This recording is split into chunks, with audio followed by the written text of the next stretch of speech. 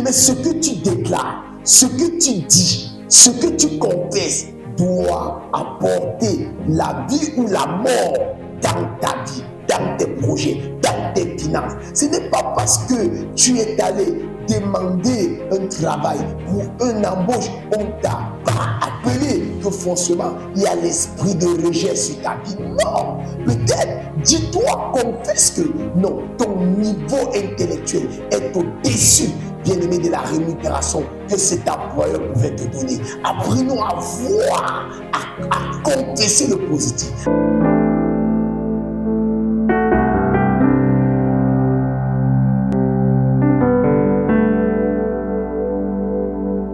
Shalom, shalom, shalom. Plaisir renouvelé encore de vous savoir scouter dans le cadre de nos programmes. Je suis le prophète Armel Kenyé.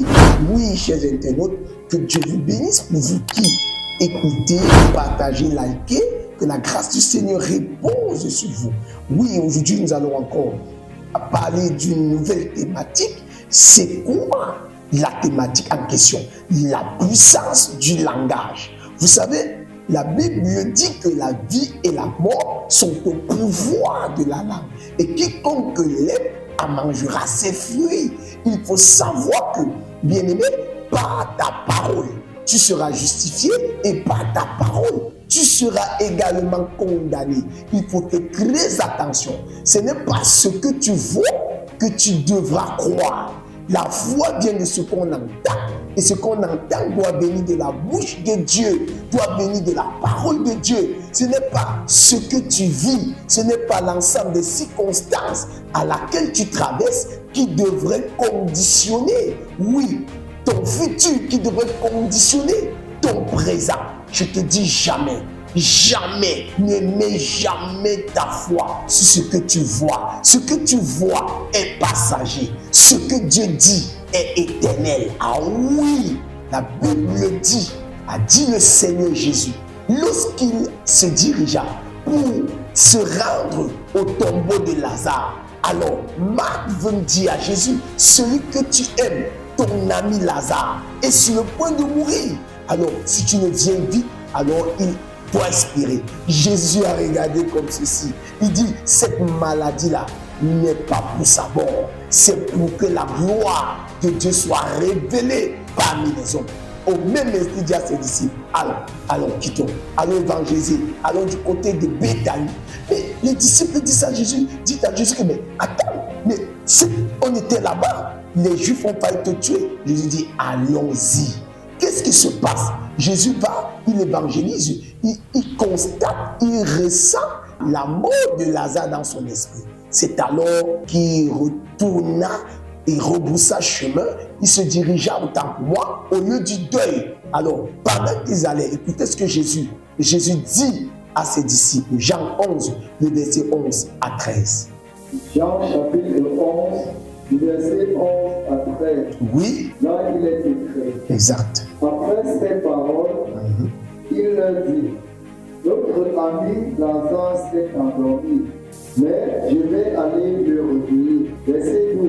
Les disciples lui disent, Seigneur, s'il s'est endormi, il sera guéri.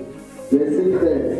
En fait, Jésus avait parlé de la mort de Lazare, mais il crut qu'il fallait le rafraîchissement du sommeil. Amen. Vous constatez, chers internautes, voyez-vous, Jésus a refusé de confesser ce qui était. Pourquoi? Parce qu'il connaissait la puissance du langage.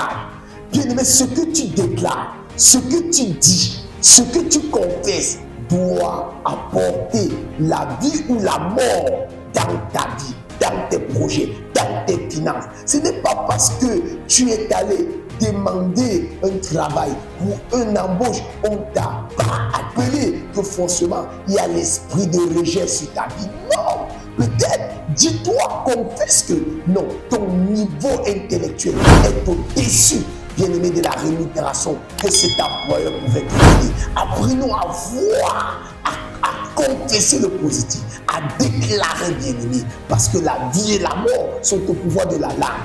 Pourquoi à chaque niveau de difficulté, tu vois les esprits familiers? Non, arrêtons. tout dans la vie n'est pas que esprit familier. Non, même Jésus lui-même a fait face à des difficultés, mais ces difficultés n'ont pas conditionné son futur, son passage sur cette terre. Jésus était un homme de foi. La foi se retrouvera dans ton langage, dans ton gestuel. Ce que tu poses comme action démontrera si tu as la foi ou pas. Face à la situation que tu traverses, face à cette maladie, face à cette douleur, qu'est-ce que tu déclares? Qu'est-ce que ta bouche confesse? Qu'est-ce que ton esprit, oui, accepte, conçoit? Car ce que tu conçois dans ton esprit, tu verras cela à la manifestation. Je suis venu te dire, la situation actuelle ne doit pas conditionner, ne doit pas déterminer, ne doit pas, bien-aimé, dire, c'est-à-dire montrer à suffisance ton futur. Non, non. Apprends à dire non, quand bien même tout est sombre. C'est ça un homme de foi. C'est ça un homme de foi. Un homme de foi voit les opportunités derrière les obstacles, voit les solutions derrière les problèmes. C'est le cas de David. Pendant que le peuple d'Israël pleurait, soupissait, alors David étant jeune, il est arrivé, il a dit, mais quelle est cette incirconcis qui insulte l'armée d'Israël? Vous constatez, vous remarquez que David a refusé de croire ou de déclarer ce que ses yeux voyaient. Il voyait son Dieu grand. Il se voyait comme celui qui allait épouser la fille du roi. Il se voyait déjà comme Jean. Parce qu'il a demandé qu'est-ce qu'on donnera à celui qui détruira, qui renversera cette incirconcis, qui se moque du peuple et de l'armée d'Israël. C'est ça un homme de foi. C'est ça, ma chère sœur. Ce n'est pas parce que tu as 35 ans aujourd'hui, tu n'es pas marié, que forcément ce sont les esprits familiers. Non, sache une chose. Quand tu es chrétien, quand tu pries, tu brises les liens du moment où tu as reçu Jésus. Alors fais confiance à Jésus, car son temps convenu est le meilleur. Son temps convenu est le meilleur. On peut être des jumeaux, mais on n'a pas la même destinée. On peut être des frères et sœurs provenant d'une même famille, mais on n'aura pas la même trajectoire. Même les jumeaux ne meurent pas le même jour. Même les jumeaux n'ont pas les mêmes ADN. Donc, l'ADN de chacun est unique en son genre. Je suis venu te dire, ne crains pas, ne crains pas, ne crains pas.